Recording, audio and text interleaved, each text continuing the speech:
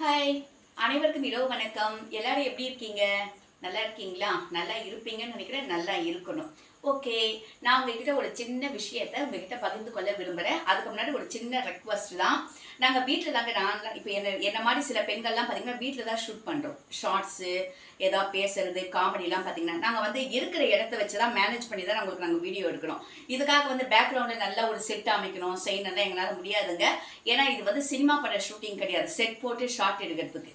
சரிங்களா? அதே மாதிரி எங்களுக்கு தெரிஞ்ச கருத்துக்களை நாங்கள் சொல்லும் போது ஒரு ஆஃபீஸ் சேர் மாதிரி போட்டு பேக்ரவுண்டு சூப்பராக வச்சுலாம் பண்ண முடியாது. அதற்கான நேரங்கள் வரும்போது கண்டிப்பாக அமையும். எங்களுக்கும் கொஞ்சம் ஆதரவு கொடுங்க, லைக் கொடுங்க, சப்போர்ட் பண்ணுங்க ப்ளீஸ். My humble request. ஒரு சின்ன கதையை உங்ககிட்ட சொல்கிறேன். ஒரு கதையை சொல்லும் போது எல்லாருக்குமே தெரிஞ்சிருக்கலாம் இந்த கதை. ஆனால் இதில் இருந்து என்ன கருத்துக்களை நம்ம தெரிஞ்சுக்கிறோம், அதுதான் ரொம்ப முக்கியம். சொல்கிறவங்க யாரு, சொல்கிறவங்க அழகாக இருக்காங்களா இல்லையா, அவங்க ட்ரெஸ்ஸிங் சென்ஸ் எப்படி இருக்குது, தயவுசெய்து அதை பார்க்காதீங்க. இந்த கதையினுடைய கருத்து என்னன்றதை பாருங்க. என்னன்னு பார்த்தீங்கன்னா, என்னுடைய லைவுக்கு நிறைய பிள்ளைங்கள் படிக்கிற ஸ்டூடெண்ட் வருவாங்க. அதில் ஒரு அன்பு மகன், என்னுடைய குழந்தைங்கள தான் நான் பார்க்குறேன். ஒரு அன்பு மகன் வந்து ஒரு கதை அடிக்கடி கதை சொல்வார். நல்ல கதைகள் சொல்கிறேன், அதை லைவ்ல பேசி அந்த கதையை நான் லைவ்லேயே முடிச்சிடுவேன். ஆனால் இப்போ அவருடைய அனுமதியோட ஒரு கதையை சொல்லலான்னு வந்திருக்கேன். என்னன்னு பார்த்தீங்கன்னா, ஒரு கதை சொன்னார். ஒரு பயங்கரமான குடிக்காரன், 24 மணி நேரமும் குடி போதிலே இருக்கிறவன். இதனால அவனுடைய குடும்பம், மனைவி, சொந்தக்காரங்க, ஃப்ரெண்ட்ஸு யாருமே அவர் கூட பேசுறதும் கிடையாது, சேர்றதும் கிடையாது. இது ஒரு பெரிய மன உளைச்சலாக ஆயிடுச்சு அவருக்கு. அவர் கூட யோசிக்க ஆரம்பிச்சிட்டார் பாருங்க. சரி, இந்த குடியை நம்ம எப்படியாவது நிறுத்தணும் அப்படின்ட்டு ஒரு ஆலோசனை வந்து ஒரு முனிவர்கிட்ட, ஒரு ஞானி கிட்ட போய் கேட்குறாரு. ஐயா ஐயா, நான் எப்போ பார்த்தாலும் குடிச்சிட்டே இருக்கேன், இந்த குடியிலேருந்து விடுதலை அடைய விடுபெற எனக்கு ஏதாவது வழி சொல்லுங்க அப்படின்னு போயிட்டு ஞானி கிட்ட கேட்குறாரு. ஞானி என்ன சொல்றதா, நீ இன்னைக்கு போயிட்டு நாளைக்கு வா அப்படின்னு சொல்லி அனுப்பிடுறாரு.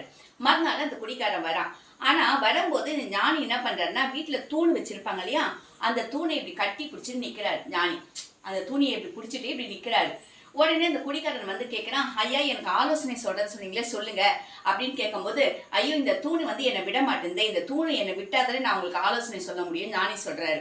அதுக்கு, ஐயா தூணு வந்து உங்களை பிடிக்கல, நீங்க தான் தூணை பிடிச்சிருக்கீங்க, நீங்க விட்டாதான் உங்களால வெளியே வர முடியும், முதல்ல நீங்க கையெடுங்கன்னு சொல்றாரு. உடனே கையை எடுத்துட்டு ஞானி சொன்னாரு, அதே மாதிரிதான் தம்பி, குடி வந்து உன்னை பிடிக்கல, நீ தான் அதை பிடிச்சிருக்க, நீ விடணும் உனக்கு மனம் இருந்தால் அதை விட்டுட்டு வேலைக்கு வந்துடு அப்படின்னு சொன்ன உடனே அந்த குடிகாரனுக்கு அறிவு வந்து அந்த குடியை விட்டுட்டான். இதே மாதிரிதாங்க எல்லா கெட்ட பழக்கமும். நாம எதுக்குமே அது வந்து நம்மள பிடிக்கல, நாம தான் அதை பிடிச்சிட்டு இருக்கோம். நம்ம மனசு வச்சா அந்த தீய பழக்கத்திலிருந்து நம்மளால என்ன செய்ய முடியும், கண்டிப்பா விடுதலை அடைய முடியும் என்றதுதான் இந்த கதையினுடைய கான்செப்ட். புரிஞ்சுக்குங்க. இதுக்கு மேல உங்க விருப்பம். எந்த ஒரு கெட்ட பழக்கமோ